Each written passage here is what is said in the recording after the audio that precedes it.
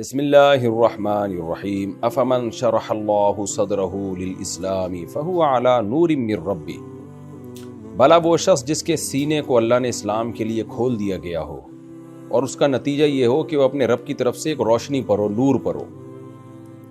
یعنی کیا اس کے برابر وہ لوگ ہو سکتے ہیں جو شرک کے راستے پہ چل رہے ہوں؟ آپ کو معلوم ہے پچھلے رکوع میں اللہ تعالیٰ نے جہنم کی ہولناکیوں کا ذکر کیا اور یہ بتایا کہ جو لوگ طاغوت سے اجتناب کرتے ہیں، شیطانی راستوں سے بچتے ہیں، خالص توحید کے راستے پہ چلتے ہیں، اپنے آپ کو انہوں نے اللہ کے حوالے کیا ہوا ہے، وہ کامیاب لوگ ہیں۔ حقیقت میں انہی کے مقدر میں کامیابی ہے، اور بڑے نقصان دہ وہ لوگ ہیں جو کفر کرتے ہیں اور وہ اپنے اہل و عیال کی طرف سے بھی اور اپنی جان کی طرف سے بھی قیامت کے دن خسارے میں پڑے ہوئے ہوں گے۔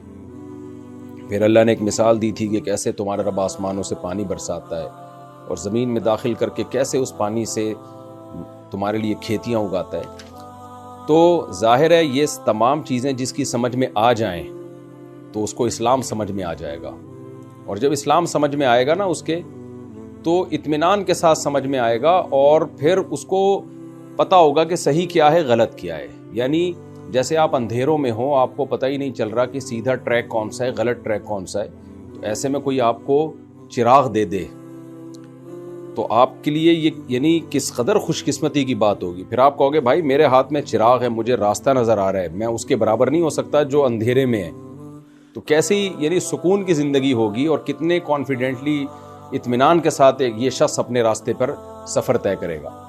تو اللہ کہتے ہیں یہ پتھروں کے بنائے ہوئے بتوں کے سامنے جھکنے والے اور مختلف طریقوں سے طاغوت پر ایمان لانے والے، طاغوت کی مختلف قوتوں کو ماننے والے، ان کے پاس سیدھا راستہ ہے ہی نہیں۔ آج تو اللہ یعنی قرآن کی آیتیں ایسے 2 اور 2 4 کی طرح سمجھ میں آ رہی ہیں، آپ غیر مسلموں سے پوچھو، اچھائی اور برائی کو ایکسپلین تو کرو، ان کو پتہ ہی نہیں اچھا کیا ہے برا کیا ہے۔ قیامت آ جائے گی، وہ یہ شو ہی نہیں کر سکتے کہ اچھائی کی ڈیفینیشن کیا ہے، تبھی اوٹ پٹانگ حرکتیں کر رہے ہیں، بالکل ہی زندگیاں برباد کر دی انہوں نے اپنی۔ تو اللہ کہتے ہیں کیوں نہیں اسلام کی روشنی میں آ جاتے؟ جب آؤ گے تو دیکھو، جس کو پتا ہو کہ اسلام برحق مذہب ہے اور وہ سیدھے راستے پہ چل رہا ہو، کتنا وہ سکون کی زندگی میں ہوگا۔ تو اپنے آپ کو دیکھو، اور کن کن اندھیروں میں تم بھٹک رہے ہو، تو بھٹکا ہوا انسان اور روشنی پر سیدھا چلتا ہوا انسان دونوں کیسے برابر ہو سکتے ہیں؟ بالکل ایسے ہی ہے جیسے ہم کسی کو صفائی ستھرائی سکھا رہے ہوں کہ دیکھو صاف رہنا چاہیے، اب وہ جو گندا آدمی ہے اس کو سمجھ میں ہی نہ آ رہا ہو نا دلائل سے، تو ہم ایک صاف ستھرا انسان کھڑا کر دیں اس کے سامنے، سفید لباس میں، نہایا دھویا ہوا، خوشبو لگی ہوئی ہو، ہم کہیں گے بتاؤ یار اس شخص کے برابر کون ہو سکتا ہے؟ اس کو دیکھ کے تمہیں اندازہ ہو جائے گا کہ صحیح کون ہے غلط کون ہے۔ تو یہی انداز قرآن نے اختیار کیا، فمن شرح اللہ صدرہ للاسلام، بھلا وہ جس کا سینہ اللہ اسلام کے لیے کھول دے۔ یہ کنایا ہے، شرح صدر جو ہے نا، یہ کنایا ہے اس سے کہ اطمینان ہو جائے اس کو اسلام کے برحق ہونے پر، یقین ہو جائے، فہو علی نور من ربی، اور وہ اپنے رب کی طرف سے روشنی پر ہو۔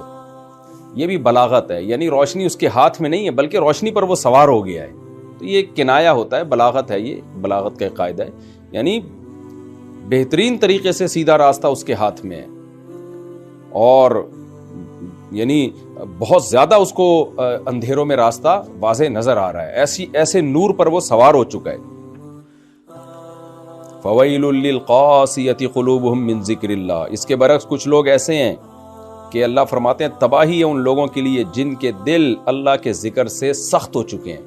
یعنی کچھ تو ایسے ہیں جن کو اسلام پر 100% اطمینان ہو گیا اور وہ نور لے کے چلتے چلے جا رہے ہیں، اسلام کا نور ان کے دل میں آ گیا، جس سے ان کو صحیح اور غلط سمجھ میں آ گیا کہ صحیح کیا ہے غلط کیا ہے۔ اور ایک طرف وہ لوگ ہیں جن کے سامنے اللہ کی آیات یعنی ذکر اللہ سے مراد قرآن، جب وہ قرآن پڑھا جاتا ہے، نصیحت کی جاتی ہے، ان کے دل سخت ہو چکے ہیں، پتھر ہو چکے ہیں، کوئی اثر ہی نہیں ہوتا۔ تو اللہ کہتے ہیں ان لوگوں کے لیے تباہی ہے، دنیا میں بھی آخرت میں بھی۔ اولئک فی ضلال مبین، یہ لوگ کھلی ہوئی گمراہی میں پڑے ہوئے ہیں۔ پھر اللہ نے ذکر کی تعریف کی کہ یہ جو ذکر ہے جس سے کافروں کے دل سخت ہو چکے ہیں، یہ ایسی بہترین کتاب ہے کہ جو اپنی فطرت پہ قائم ہیں، کیسے جب وہ آیتیں سنتے ہیں تو ان کے دل پر یہ آیتیں کیسے اثر کرتی ہیں۔ اللہ الذی، اللہ نزل احسن الحدیث، اللہ وہ بات ہے جس نے سب سے بہترین بات کو نازل کیا۔ حدیث بات کو کہتے ہیں، نازل کیا یعنی سب سے اچھا کلام ساری دنیا کے کلاموں میں اللہ کا کلام ہے، سب سے اچھے کلام کو اس نے نازل کیا۔ وہ کلام کیا ہے؟ کتاباً، ایک کتاب ہے، متشابہن جس کی آیتیں آپس میں میچ کرتی ہیں، کیونکہ اگر یہ اللہ کے علاوہ کا کلام ہوتا تو ٹکراؤ ہوتا۔ آپ نے دیکھا جن کے دعووں میں بھی سقم ہوتا ہے نا، اکثر وہ ایک بات پہ ٹکتے نہیں ہیں۔ آج بہت سے اسکالرز کو آپ دیکھ لیں تو کیونکہ خود وہ گمراہ ہوتے ہیں تو کبھی وہ ایک جگہ ٹکے ہوئے نظر نہیں آئیں گے آپ کو، کبھی کیا کہیں گے، کبھی کیا کہیں گے، کبھی کیا کہیں گے، باتوں سے پینترے بدل رہے ہوتے ہیں، کانفیڈنٹلی کوئی بات نہیں کر رہے ہوتے، تو ان کے دعووں میں ٹکراؤ ہوتا ہے۔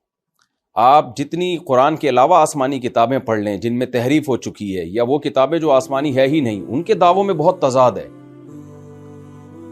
تو اللہ کہتے ہیں یہ وہ کتاب ہے جس میں تضاد نہیں ہے، متشابہ۔ یہاں متشابہ سے وہ متشابہ مراد نہیں جو سورہ آل عمران میں کہ اس میں کچھ متشابہ آیات ہیں، وہاں متشابہ کا مطلب کچھ اور ہے۔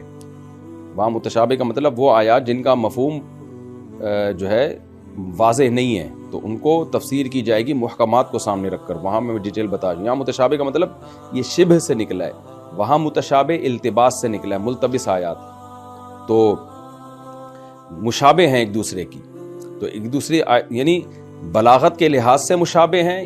الحمد سے لے کے والناس تک جب آپ کلام پڑھیں تو لگتا ہے یہ کسی ایک ہی ذات کا نازل کردہ کلام ہے۔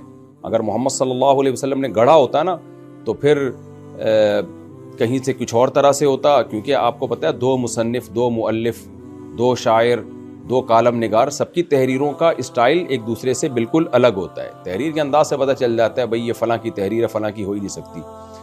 اگر محمد صلی اللہ علیہ وسلم نے اس کو گڑھا ہوتا تو ان آیتوں کا اسلوب ہی کہیں الگ ہوتا، کہیں الگ ہوتا، لگتا یہ والا اللہ کا کلام ہے، یہ کسی بندے نے اس میں داخل کر لیا ہے، اس کا مؤلف ہی کوئی اور لگ رہا ہے۔ تو اللہ کہتے ہیں یہ نظم اور اعجاز یعنی معجزہ ہونے کے لحاظ سے بھی متشابہ ہیں، اور اس کے مضمون بھی متشابہ۔ مضمون کا مطلب مضمون میں ٹکراؤ نہیں ہے، تو اس لیے اللہ نے اس کو متشابہ کہا۔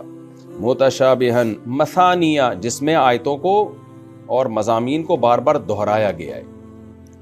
یہ دہرانا بھی اس کی علامت ہے کہ یہ اللہ کا کلام ہے، کیونکہ اللہ صرف نالج نہیں دیتا، اللہ نے اپنے ذمے یہ بھی لیا ہے، یہ بات بھی لی ہے کہ میں اپنے بندوں کو موٹیویٹ بھی کروں گا اچھائی پر اور برائی سے روکوں گا بھی۔ تو اس کے لیے آیتوں میں تکرار ضروری ہے، واقعات میں تکرار ضروری ہے، لیکن ہر واقعہ ایک الگ انداز سے بیان ہوا ہے، ایسی تکرار نہیں ہے جس سے انسان بور ہونا شروع ہو جائے۔ فرمایا اس کی حالت یہ ہے تقشعر منہ جلود الذین یخشون ربہم، جو لوگ اللہ سے ڈرتے ہیں نا ان کے دل، ان کی جلد اس سے کانپ اٹھتی ہے، کیونکہ جب ہم پہ کوئی خوف کا اثر ہوتا ہے نا تو ہماری جلد پہ اثر پڑتا ہے۔ تو مراد اس سے جلد نہیں ہے، مراد یہی ہے کہ انسان اس کے یعنی انسان پر اس کے اثرات ہوتے ہیں۔ تقشعر منہ جلود الذین یخشون ربہم، جو اپنے رب سے ڈرتے ہیں ان کی کھال پہ اس کے اثرات نظر آتے ہیں۔ ثم تلین جلودہم، پھر اس کے بعد کیا ہوتا ہے، ان کے جو کھال ہے، ان کی جلد ہے اور ان کے دل ہے، پھر وہ نرم پڑ جاتے ہیں اللہ کے ذکر کی طرف، یعنی مائل ہو جاتے ہیں اللہ کے ذکر یعنی قرآن کی طرف۔ یہاں مائل ہونے کا مطلب ہے کہ عمل کے لیے تیار ہو جاتے ہیں وہ۔ تلینو کہتے ہیں نرم ہونا، تو نرم ہونا یہ کنایا ہوتا ہے کسی کے سامنے فرما بردار بن جانے سے۔ کہتے ہیں فلاں آدمی میرے سامنے نرم ہو گیا ہے، یعنی یہ میرا فرما بردار بن گیا ہے۔ تو اللہ کہتے ہیں ایک طرف کافر ہے، جب آیتیں سنتا ہے تو مذاق اڑاتا ہے۔ میں نے بار بار آپ کو یہ تفسیر میں بات بتائی ہے کہ قرآن نا بیچ کے لوگوں کا تذکرہ بہت کم کرتا ہے، یا تو اعلیٰ درجے کے مومنوں کا کرے گا یا پرلے درجے کے برے لوگوں کا کرے گا۔ پرلے درجے کے برے لوگ وہ ہیں القاسیۃ قلوبہم، جن کا پچھلی آیت میں ذکر، جن کے دل پتھر بن چکے ہیں، آپ ان کے سامنے قرآن پڑھے نہ پڑھے کوئی اثر نہیں ہونا ان کے اوپر۔ اور اعلیٰ درجے کے کامل لوگ وہ ہیں کہ جب قرآن پڑھا جاتا ہے تو ان کے دل دہل جاتے ہیں، ان کے رونگٹے کھڑے ہو جاتے ہیں۔ یہ صحابہ کرام تھے، نجاشی تھا جس نے جب سورہ مریم کی آیات سنی تو اس کی حالت غیر ہو گئی، اور آج بھی بہت سے لوگ ہیں جب وہ پہلی دفعہ قرآن سنتے ہیں اس کا مفہوم ان کو پتہ ہوتا ہے، ان کے دل دہل جاتے ہیں۔ تو یہ اعلیٰ درجے کی کیفیات ہیں جو اہل ایمان پہ طاری ہوتی ہیں۔ تو اللہ کہتے ہیں یہ کلام اگر برحق نہ ہوتا تو ایسے ذہین اور سمجھدار لوگ، ابو بکر، عمر، عثمان، علی جیسے لوگ رضی اللہ عنہم، اور قوم کے اتنے میچور لوگوں پر اس کا یہ اثر نہ ہوتا، بادشاہوں پہ یہ اثر نہ ہوتا اس کا۔ تو یہ اللہ کا وہ کلام ہے جس سے کانپ اٹھتے ہیں ان کے دل، جو اللہ سے، جن کے اندر خشیت ہے، یعنی کچھ نہ کچھ اللہ سے ڈرنے کا ان کے اندر جذبہ موجود ہے، بالکل ہی سخت نہیں ہوئے وہ، ان پر یہ اثرات ہوتے ہیں۔ تو یہ خوب سمجھ لیں یہ کوئی لازمی اثر نہیں ہے، کیونکہ یہ طبعی چیز ہے۔ بعض دفعہ انسان پر ایسے اثرات ہوتے ہیں کہ دل ہل جاتا ہے، بعض دفعہ نہیں بھی ہلتا دل، اس لیے علماء نے لکھا ہے کہ یہ جو اللہ نے بتایا نا کہ ان کی جلد اور دل پہ یہ اثرات ہوتے ہیں، تو مقصد یہ اثرات نہیں ہے، کیونکہ خوف کی دو قسمیں ہیں، ایک طبعی اور ایک عقلی۔ جب ہم کسی کے سے خوف زدہ ہوتے ہیں نا، ایک خوف ہوتا ہے طبعی کا مطلب باڈی پہ اس کے اثرات آئیں، اور ایک خوف ہوتا ہے عقلی کا مطلب یہ ہے کہ باڈی پہ اثرات تو نہیں آ رہے، لیکن آپ اتنا ڈر جاتے ہیں کہ اگرچہ باڈی متاثر نہیں ہو رہی آپ کی، لیکن اس ڈر کی وجہ سے اس برائی کو چھوڑ دیتے ہیں آپ۔ جیسے کسی نے آپ کو کہا کہ فلاں راستے سے اگر تم جاؤ گے تو وہاں ڈاکو کھڑے ہوئے ہیں، تو آپ ڈر جاتے ہیں یقیناً، لیکن اس ڈر کے اثرات آپ کی باڈی پہ بھی نہیں آتے، دل پہ بھی نہیں آتے، لیکن آپ کیا کرتے ہیں، اس ڈر کی وجہ سے وہ راستہ چھوڑ دیتے ہیں، آپ دوسرے راستے سے جاتے ہیں۔ تو یہ بھی خوف ہی ہے، ڈر ہے۔ اور بعض دفعہ کیا ہوتا ہے کہ آپ ہلنے لگتے ہیں، کانپنے لگتے ہیں۔ تو یہاں مراد یہ نہیں ہے کہ لازمی آپ کی جلد کانپنا شروع کر دے، دل کانپنا شروع کر دے آپ کا، کچھ لوگوں پہ یہ اثرات بھی ہوتے ہیں۔ تو یہ کنایا ہے اس سے کہ وہ خوف ان کے اندر ہے، چاہے وہ طبعی خوف نہ بھی ہو، کیونکہ طبعی خوف جو ہے نا، دل کا کانپ جانا اور جسم کا تھر تھرانے لگنا، یہ اس کے حالات مختلف ہوتے ہیں۔ اس میں انسان کے اپنی کیفیات کا بھی تعلق ہے، اس میں ماحول کا بھی تعلق ہے، اور یہ کنٹینیو کبھی بھی کسی کی یہ کیفیات رہتی نہیں ہے۔ جیسے نجاشی نے پہلی دفعہ قرآن سنا تو ہل گیا، ہو سکتا ہے دوسری دفعہ میں وہ کیفیت نہ بنی ہو۔ تو اس لیے علماء کہتے ہیں یہ قرآن جو یہ بیان کر رہا ہے، یہ کیفیات محمود ہیں، یعنی شریعت میں پسندیدہ تو ہیں، مقصود نہیں ہیں۔ کیونکہ جب لوگ اس طرح کی آیات سنتے ہیں تو بعض لوگ مایوس بھی ہوتے ہیں کہ ہم جب قرآن سنتے ہیں تو ہمارا تو دل ہلتا نہیں ہے۔ تو کوئی بات نہیں، اگر آپ کے اندر اتنا خوف پیدا ہو گیا کہ آپ سے شرک چھوٹ گیا اور کبیرہ گناہ چھوٹ گئے، تو بس آپ ان آیتوں میں داخل ہو آپ کے، تو یہ لازمی اثر نہیں ہے، کبھی کبھار یہ اثر ہوتا ہے لیکن لازمی اثر نہیں ہے۔ تو اللہ نے یہاں یہ اثر اس لیے ذکر کیا کہ اس کے مقابلے میں پہلے پتھر دل لوگوں کا ذکر کیا ہے کہ ان پر تو کوئی سرے سے اثر ہوتا ہی نہیں ہے، جو ہی نہیں رینگتی ہے، تو اس کے مقابلے میں اللہ نے ایک دوسری انتہا کو ذکر کیا ہے کہ کچھ ایسے ہیں کہ عمل تو بعد کی بات، پہلے ان کے اندر یہ کیفیات طاری ہو جاتی ہیں۔ جیسے حضرت عمر رضی اللہ تعالیٰ عنہ تھے، جب فجر میں تلاوت کرتے تھے تو اتنا تلاوت میں بعض دفعہ روتے تھے اور کہ کہتے ہیں گر جایا کرتے تھے اللہ کے خوف سے۔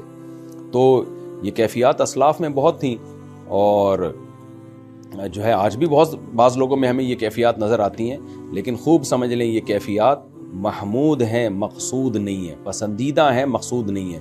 کیونکہ بعض لوگ برعکس ہوتے ہیں، ان میں یہ کیفیات بہت ہوتی ہیں، عمل دھیلے کا نہیں ہوتا ان میں، روتے دھوتے چیختے چلاتے بہت ہیں، کانپتے بھی ہیں، عمل میں زیرو ہوتے ہیں، تو وہ لوگ ان آیتوں میں داخل نہیں ہیں۔ اصل عمل ہے اسلام میں، پہلے عمل کرو گے اس کے بعد کیفیات دیکھی جائیں گی۔